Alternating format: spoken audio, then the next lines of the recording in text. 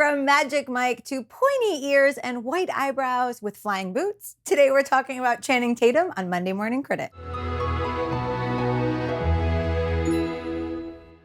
Welcome back to Monday Morning Critic, guys. Today we're talking about the movie that you guys chose for me to see, Jupiter Ascending. It's the Wachowskis. If I say it right, that would help. The Wachowskis, siblings. This is what they do. They make these crazy movies that don't make much sense, but they're absolutely beautiful, and you get so drawn in and sucked in. Channing Tatum was flying. He had elf ears. He was really hard to take seriously for the first 15 minutes of the movie, but you got past that towards the end. There was so many things going on at once. It had a little bit of Star Wars. It had a little bit of every sci-fi film ever made. But it was to Channing Tatum with the flying boots that you just sucked you in every time. Not only does he fly with them, but at some points he looks like he's like roller skating.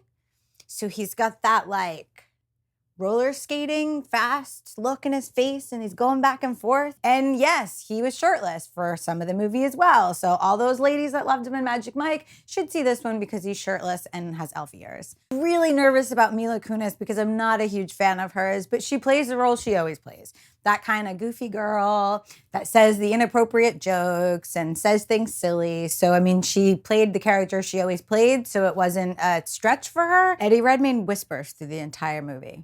The entire movie, he talks like this. He whispers. And I thought he was great. I mean, totally different from The Theory of Everything, obviously. He's definitely evil and sinister. And I don't know if that's why he talks like this, because he owned the earth and it made it more evil if he talked like this. Apparently. They did a really good job of creating these worlds. They did a okay job at the story because you kind of had no idea what was going on, but I feel like that's the kind of films they make. I feel like when we all watched The Matrix for the first, second, and probably third time, it took us a while to figure out what was going on. If you're going in and looking for this like epic film about this great story, you're watching the wrong film, and sorry, because it was so beautiful, like it didn't even matter. Saw it in 3D.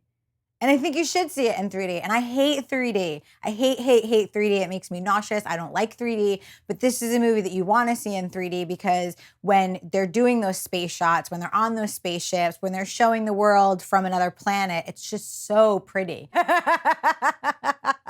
Something shiny. Thank you guys for tuning in for another Monday Morning Critic. Next week, we have a big opening weekend with Kingsman and 50 Shades of Grey, and I want to see them both, but you guys get to pick which one I get to review. So make sure you go in the comment section below. Let me know what you saw this weekend and which film you want me to see next weekend. Make sure you're following us on Twitter at Regal Movies and me on Twitter at Krisily. Use the hashtag REGMMC right now because I'm waiting for you on Twitter to talk movies, and I will see you guys next week on Monday Morning Critic.